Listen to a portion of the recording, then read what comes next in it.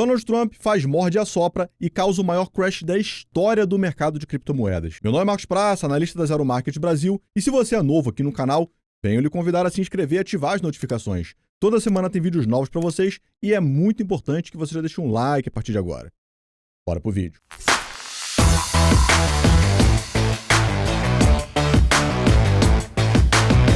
A semana passada acabou daquele jeito, com o noticiário pegando fogo e todo mundo tentando entender para onde o mundo vai parar. Nos Estados Unidos, Trump resolveu abrir mais um round da eterna guerra comercial com a China.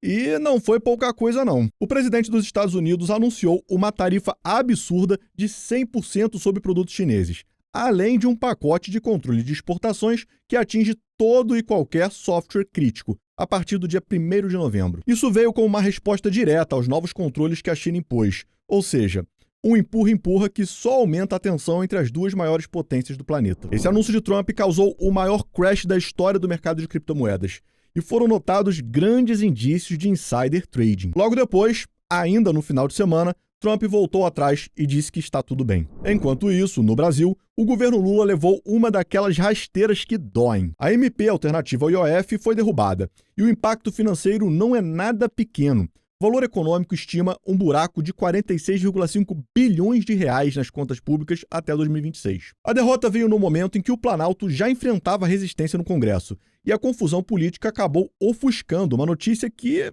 em tempos normais, teria sido histórica. O telefonema entre Trump e Lula. Sim, eles conversaram. Lula teria pedido o fim do tarifaço e uma revisão das sanções impostas a algumas autoridades, tentando abrir um canal de diálogo no meio da bagunça diplomática. Para tentar colocar ordem na casa, Mauro Vieira, ministro das Relações Exteriores, vai embarcar para os Estados Unidos nos próximos dias para começar as negociações. Só que tem um pequeno problema.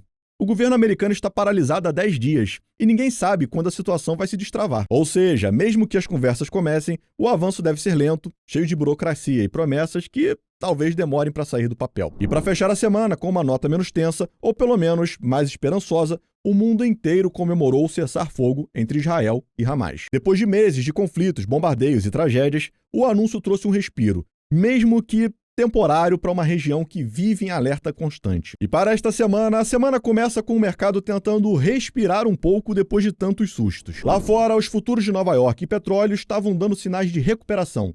Tudo porque Trump, que vive subindo o tom, resolveu adotar um discurso um pouco mais calmo no domingo, dizendo que tudo ficará bem com a China. Bom, o mercado, que já anda tenso com a guerra comercial, agarrou essa fala como sinal de que pode vir recuo nas tarifas. Do lado chinês, o tom também foi mais diplomático. Pequim pediu negociação em vez de ameaças, mas deixou claro que não tem medo de uma guerra tarifária se for o caso. Mesmo com esse clima de incerteza, os números na China surpreenderam. Importações e exportações dispararam, mostrando que o comércio do país segue firme, mesmo com toda a pressão dos Estados Unidos. Enquanto isso, o Trump continua no Oriente Médio, agora com foco em assinar um acordo de paz em Gaza, um movimento que pode render boas manchetes e dar um tom mais estadista para ele no meio da confusão comercial. No Brasil, o presidente Lula retorna de Roma ainda hoje e já chega com um pepino para resolver.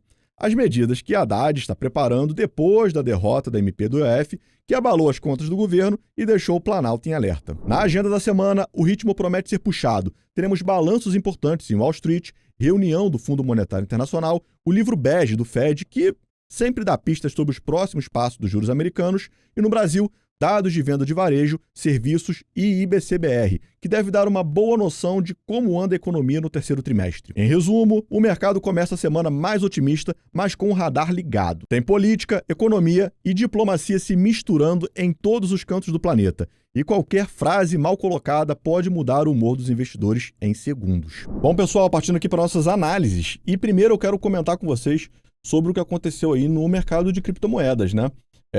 A gente teve uma derrubada legal aí por conta daquele... o Trump falou, não foi no Twitter, foi na rede social dele lá, e mandou um textão, né, falando que ia taxar a China em 100% em novembro, né? E assim, o problema foi, o que aconteceu? O que é sobre o insider trading que estão levantando a hipótese, né? 2 horas antes dele mandar essa mensagem, né, esse aviso, 2 horas antes, criaram uma conta numa corretora descentralizada de criptomoedas, uma conta nova, e shortearam, entraram vendidos em criptomoeda, em Bitcoin ali, fortemente. Teve outros indícios também, né? Primeiramente, 5 horas antes, liquidaram uma posição muito grande da própria moeda do Donald Trump. A moeda que ele mesmo fez propaganda e estava vendendo, a Trump Coin. Então, 5 horas antes, fizeram uma liquidação em massa dela, tá? 2 horas antes dele mandar a mensagem, cadastraram na corretora descentralizada e logo depois entraram em short aqui. Venderam muito, uma quantidade muito absurda, mesmo sem o mercado estando dando indícios de queda, né? Como vocês podem ver aqui, na máxima histórica, bem próxima à máxima histórica. Logo depois ele avisou aquilo, o mercado despencou, né? Despencou, e aí essa operação vendida desmontou a operação 5 horas depois, com lucro de 190 milhões de dólares. Um trade, 190 milhões de dólares. Bom, fortes indícios de insider trading. Para quem não sabe, insider trading é quando você entra numa operação com você tem uma informação privilegiada, né? Você sabe de uma coisa que vai acontecer, e esses políticos eles têm muito vantagem, caso queiram fazer isso, porque o que eles falam já é informação privilegiada. Eles não precisam nem saber nada, eles podem criar a informação privilegiada. Inclusive, né, é mais complexo ainda, porque ele falou aquilo e 2 dias depois ele desmentiu. Não vai rolar não. E aí o mercado despenca e depois sobe de novo. Ainda dá para fazer especulando na venda e na compra depois. É verdade, ó, vai acontecer isso. Depois, ó, é verdade esse bilhete, hein? E aí desmente e entra na operação contrária e ganha esse dinheiro. Então assim, pessoal, insider trading é isso, né? E é crime, tá? Só para vocês saberem, é crime. Como provar? Na maioria das vezes não dá para provar, é complexo, ainda mais que a gente está falando de mercado de criptomoedas, uma corretora descentralizada. Mas fortes indícios de insider trade, derrubou aqui o Bitcoin e voltou já a subir, né? Um movimento bem artificial. Vamos para nossas análises. S&P 500 também, né, sofreu com esse anúncio do Trump, e, né, derrubando aí quase 3%, 2,76%. E depois agora, né, no domingo desmentiu, né, não vai ser bem assim, não vai ter essas tarifas, ok, talvez foi um mal entendido, talvez foi um insider trading, mas basicamente voltou aqui, corrigiu para onde? Para metade. Olha como é que o Fibonacci, eu já falei isso com vocês, tem uma queda muito acentuada aqui, aonde a gente quer ver, olha só quanto contexto, aonde é que a gente quer ver a recuo? Primeiro, olha aqui, repara aonde ele corrigiu, exatamente no nosso pivôzinho de alta, que a gente tinha traçado aqui a nossa expansão de Fibonacci. Ó, subiu, corrigiu, fez o pivôzinho. Olha como é que fez o contexto certinho aonde segurou. Foi o mesmo ponto que segurou a baixa aqui, essa última baixa. Então, suporte forte, bem desenhadinho, nosso pivôzinho. E aí, pessoal, quando acontece esse tipo de cenário, a gente tem para fazer um Fibonacci. E se a gente for ver o Fibonacci, né, basicamente, olha como é que ele bate certinho nas retrações aqui, né? Olha como é que ele bate certinho na retração. Foi até certinho ali o 61 de Fibo e depois agora e meio ali, mas o meio já estava tranquilo. Mas de qualquer forma abriu com gap, não era algo que desse para pegar não. Agora, Marcão, e agora? O que a gente faz? Pessoal, tô no meio da queda, tá bem no meio da situação, usando como resistência linha de tendência de alta, que era suporte, agora é resistência, e média móvel de 21 períodos. Não tem como recomendar nada aqui não. Vamos ficar em cima do muro, vamos ficar quieto e ver realmente aí se foi realmente um blefe, esse aí, se tem alguma coisa incomodando aí com essa questão de terras raras.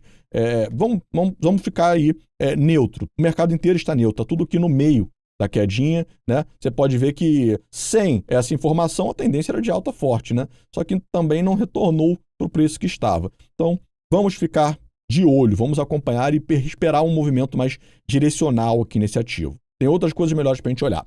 Índice Bovespa. Índice Bovespa, olha só que legal. Tocou aqui, ó, fez um fundinho. Opa, índice Bovespa tem bastante insight, hein?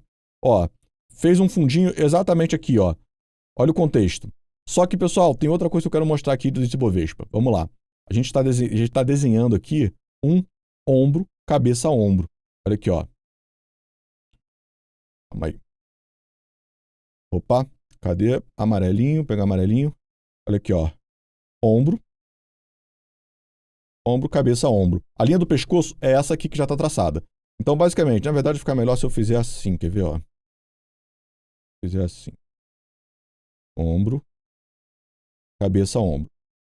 Esse é um padrão gráfico, pessoal, bem normal, que vem, faz o ombro, primeiro ombro, depois ele vem para a cabeça, volta, faz outro ombro e corrige, né? Continuando aqui um movimento de baixa, um direcional bem forte. Acontece que o gatilho da operação é quando perde a linha do pescoço, que é essa aqui, tá? É essa aqui.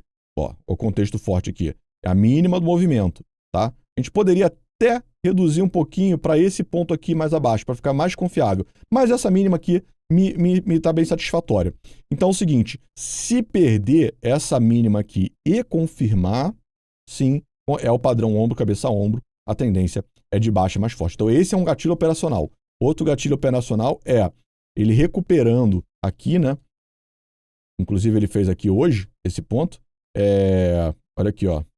Ele recuperando esse ponto aqui, conseguindo ganhar e confirmando, né? Passando dessa média móvel de 21 períodos do gráfico diário, sim, a gente volta ao nosso movimento de alta. Lembrando que as tensões no mundo, como vocês verem, está muito ao morde-a-sopra, é blefe, é conflito resolve, conflito começa, conflito vai, conflito não vai. Então, é toda hora uma gangorra. Tem que acompanhar as notícias, né? Tem que acompanhar as notícias. A análise técnica, a gente vai fazer aqui baseado com o que tem no momento, né? Mas o cenário pode mudar, tá mudando muito rápido. Tem que ficar esperto, tem que ficar atento. Ouro, pessoal. Ouro, que loucura, cara. Que loucura, que loucura. Quanto hoje tá subindo? Mais de 2%. Só hoje, mais de 2%. Então, assim, pessoal, o que dá para fazer aqui no ouro? Não tem expansão de Fibonacci, não tem nada para traçar. Vamos de bola em bola. Vamos de número redondo em número redondo. Então, agora, alvo 4.150. O que eu vou recomendar aqui para vocês é o seguinte. Não dá para especular venda, tá? Tá muito difícil especular venda. Dá uma corrigida. Olha aqui, ó. Na semana passada eu falei com vocês, ó, bate no 4.000 e dá uma corrigida. Deu uma corrigida, mas tão leve. É tão leve, não dá para esticar nada. A operação, olha só, corrigiu aqui até um pouquinho a 3.950. Então é tão pequenininho que tá com tanto apetite esse ouro que não dá para fazer venda não, pessoal. Só que tomem cuidado operando aqui, porque também tá muito volátil. 2% para cima, 2%, isso é muito para ouro. Então, quem estiver fazendo operação curta, tem que reduzir a mão. Reduza um pouco a mão, porque está muito volátil. Pode vir, tem muito tempo que não vem, mas pode vir um solavanco para baixo aí também. Então, tomem cuidado aí com o ouro. Não, é pequenininho, né? Do jeito que está isso aqui, melhor, tá legal de operar, tá legal de buscar, a compra, só sobe, mas é melhor diminuir a mão aí, para não tomar um susto, tá? Não queira ser o premiado, né? Não queira ser o premiado do negócio. Euro-dólar, pessoal, euro-dólar tá dando operação. Vamos lá. Estou falando com vocês o tempo todo que essa consolidação, onde é bom de operar? Nos extremos. Nos extremos, porque, ó, ou ele segura, ou ele rompe, né? Ó, os extremos, obviamente, né? Os extremos do retângulo. E agora nós estamos batendo nele. Deu oportunidade aqui, já deu aqui oportunidade, olha só, nesse dia aqui, ó, segurou, no dia seguinte é compra. Entendeu? Olha só, não teve força para romper, ameaçou romper, voltou. Dia seguinte, confirmação, né?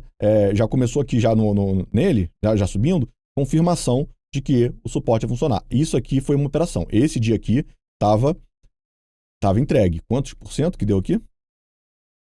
Quase 0,5%. 0,5% aí dá para pegar, entendeu? Esse dia aqui foi entregue. Hoje, novamente, dando outra oportunidade. Então, o que acontece? O que a gente pode fazer aqui? Dois tipos de operação.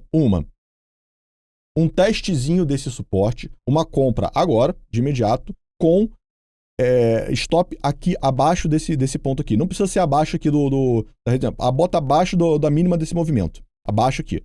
Né? Qual que é o ponto aqui? Deixa eu ver. Abaixo dos 1.5354. Abaixo dos 1.54. Tá? 1.154. 1.154. É o stop loss dessa operação. Não deu certo. Pegou o stop loss, claro, com a alvo onde, Marcão? A alvo aqui nas médias móveis de 21 e 50 períodos. Então sobe aqui, a gente pega elas aqui, tá um bom alvo para sair. Agora, Marcão, rompeu, estopou, rompeu. Se confirmar o rompimento, né? Se tiver um outro candle confirmando o rompimento, olha aqui como é que aconteceu.